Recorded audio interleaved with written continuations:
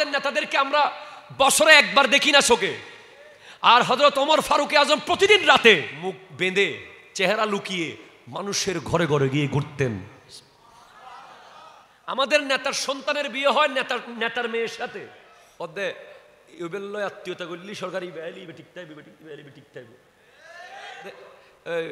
আত্মীয়তা গোবেল্য করো ইতারা আয় লিখকে ঠিক থাকবো, মাই ফরিককে তুমি তারা লিখকে ঠিক থাকুম, আছে না নাই? হযরত ওমর ফারুক আজম রাদিয়াল্লাহু তাআলা ছেলের জন্য মেয়ে ঠিক করতেছেন, দুধওয়ালির মেয়ে, দুধওয়ালি। ঘরের কোনায় বেড়ার ফাঁক দিয়ে শুনতেছেন কি বলে মা আর মেয়ে।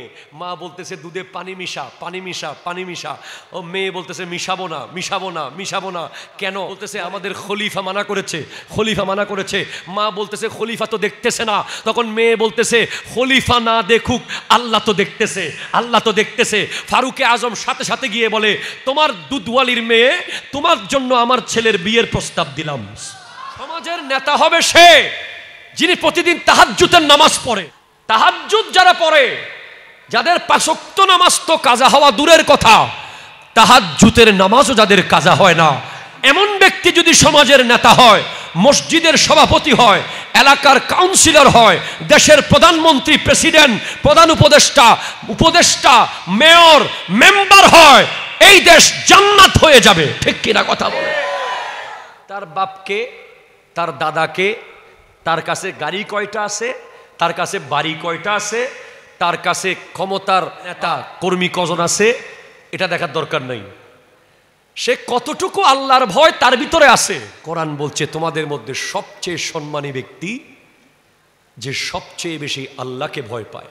আমার বিষয় হলো কোরআন হাদিসের আলোকে আদর্শ নেতৃত্বের গুণাবলী। মুসলিম নেতা নির্বাচনের ক্ষেত্রে সাধারণ মানুষের করণীয়, সাধারণ মানুষের ১ নম্বর করণীয় হচ্ছে একজন মুত্তাকি তাকওয়াবান ব্যক্তিকে লিডার হিসেবে মনোনীত করা। এখন আপনি লিডার বানাইছেন, উনি ৫ ওয়াক্ত নামাজ তো দূরের কথা, জুমার দিনও ২ রাকাত, ক্লিন জিন্স, উনি মসজিদে এসে বসে কি করবো যে এখন জানাজার নামাজে গিয়ে বলতেছে বাংলা দোয়াটা একটু শিখে দেন তো। না, এটা হবে না। এটা হয়নি বলেই সিদ্দিক আকবরের আমল ছিল পৃথিবীর শ্রেষ্ঠ আমল। ঠিক কিনা কথা বলেন না? এটা হয়নি বলেই ফারুকে আজম রাদিয়াল্লাহু তাআলার আমলে ২২ লক্ষ বর্গ মাইল মুসলমানদের আন্ডারে এসেছে।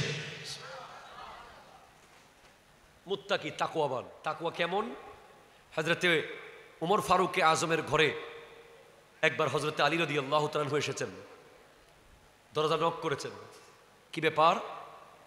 বলে কথা আছে আপনার সাথে। বলে কথা কি ব্যক্তিগত না রাষ্ট্রীয়? বলে কথা হলো ব্যক্তিগত। হযরত ওমর চেরাগ নিভিয়ে দিয়েছেন। বলে আপনি চেরাগ নিবালেন কেন?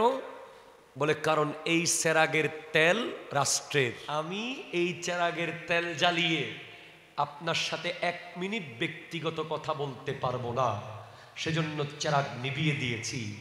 যেই ওমর ফারুকে আজম ১ ছটাক তেল জ্বালান নাই, রাষ্ট্রের সম্পদ নষ্ট হবে বলে আমরা তো বড় বড় ব্রিজ খাই ফেলাইছি। কথা জোরে বলেন না, ঠিক কিনা? বড় বড় রোড প্যাডের ভিতরে ঢুকে গেছে। মিশরের গভর্নর এসে হযরত ওমরের চেয়ার খুঁজতেছে, চেয়ার ২২ লক্ষ বর্গ মাইলের শাসকের সিংহাসনটা একটু দেখবে, কত মণি মুক্তা লাগানো, বডিগার্ড কয়জন, আশেপাশে খাদেম খোদামা কেমন, রুমটা কত লাক্সারিয়াস, গাড়িটা কেমন, বাড়িটা কেমন দেখতে এসেছে। আরবের মানুষ সাহসে, কিসের রুম আবার, কিসের চেয়ার, কিসের গার্ড, কিসের খাদেম? বলে তো তোমাদের আমিরুল মুমিনিন ২২ লক্ষ বর্গ মাইলের শাসক থাকে কোথায়? বলে ওই যে খেজুর গাছের নিচে ইট মাথায় দিয়ে বালুর উপরে যিনি শুয়ে আছেন উনি হলেন আমিরুল মুমিনিন ওমর ইবনুল খাত্তাব রাদিয়াল্লাহু তাআলা। নেতা হবে তাকওয়াবান। তার ১ সেকেন্ডের জন্য সে মনে করবে যে কেউ দেখুক আর না দেখুক আমাকে আল্লাহ দেখতেছে। এটাই হলো নেতার প্রথম গুণ।